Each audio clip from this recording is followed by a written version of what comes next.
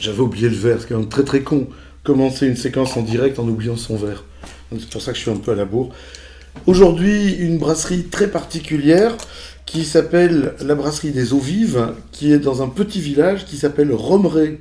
Tout le monde sait où se trouve Romeray, évidemment. Vous voyez pas, à côté de Douache. Vous savez pas où est Douache? Et franchement, les gars, vous déconnez. Philippeville, Couvain, voilà. Quand vous regardez une carte de Belgique, vous avez déjà vu une carte de Belgique, vous avez la partie du sud, c'est la Wallonie. Dans le sud vivent les Belges. C'est César qui l'a dit. De tous les peuples de la Gaule, les Belges sont les plus braves. Parce qu'au nord, ce sont les Ménapiens, les Atrébates, les Éburons, ceux qui vivaient dans les marécages.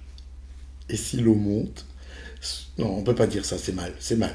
Mais enfin bon, donc, on est dans le sud de la Belgique. Vous avez cette pointe de la France, où les Français ont mis leurs centrales nucléaires. Vous savez que les Français ont mis les centrales nucléaires tout autour de la France. Comme ça, ils n'ont pas de soucis s'il y a un problème.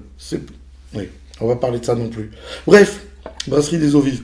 Projet extrêmement récent, fin 2015. C'est deux amis. Ils vont travailler comme des fous. Il faudra vraiment très longtemps. Ça fait 4 ans qu'ils bossent à remettre en état l'endroit où ils vont mettre la brasserie, qui est une grange du 18e.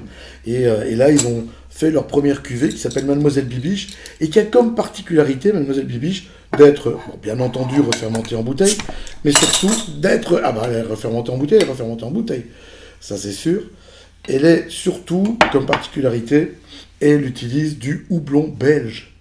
Et il y a quand même très très peu de bières en Belgique qui utilisent du houblon belge. Il y en a quelques-unes, hein, je n'ai pas dit qu'il n'y en avait pas, mais il y en a très peu. Et celle-ci, c'est une particularité. L'autre particularité de Mademoiselle Bibiche, c'est qu'il n'y a aucune épice ajoutée. Vous savez que la bière, c'est une recette. C'est comme un potage, hein, c'est un truc...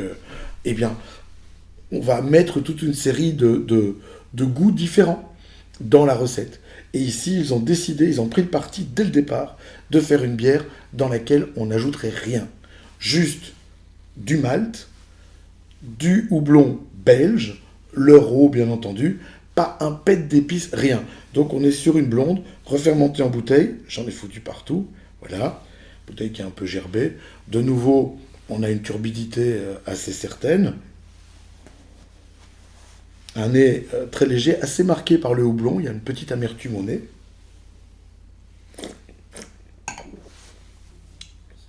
C'est Corbon place Boudin, ça. Et c'est comme ça qu'on dit dans la région. C'est Corbon place Boudin. Vous n'avez pas compris? Mais vous habitez où? Vous ne savez pas que quand c'est bon, c'est wallon? Et quand c'est wallon, c'est forcément bon? Ah, les petits producteurs, la proximité, c'est ça qui fait la qualité de notre terroir. Et aujourd'hui, je pense que cette bière va accompagner la recette de façon magistrale. C'est vraiment ce que j'aurais mis. D'ailleurs, c'est ce que j'ai mis. C'est pour ça que je le fais. Et cette amertume en fin de bouche est vraiment intéressante parce que c'est pas une amertume euh, brutale, saponifiante, comme on peut avoir avec le houblon mosaïque, qui est très très à la mode chez beaucoup de craft brasseurs, de petits brasseurs d'artisanat. Ici, artisans, pardon. Ici, on est sur une bière avec un peu plus de rondeur, mais le houblon est bien présent. On a même un petit côté un peu tannique. C'est vachement bien foutu. Petit tannique. J'ai connu un truc. Un jour, la petite tannique. Non, je mélange tout. Que ciao, demain, même heure, même endroit. N'oubliez pas de partager avec vos petits copains. Partagez, partagez, partagez, partagez-nous, que tout le monde nous voit, que tout le monde sache que en 40 jours, on peut tout découvrir. Je vais le refaire en français. Que tout le monde sache qu'en 40 jours, on peut découvrir des produits top en Wallonie.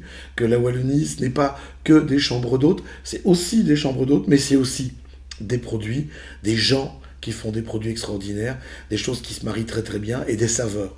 Le terroir, c'est ça aussi, c'est les humains. Allez, c'est mieux pour trinquer. À votre santé.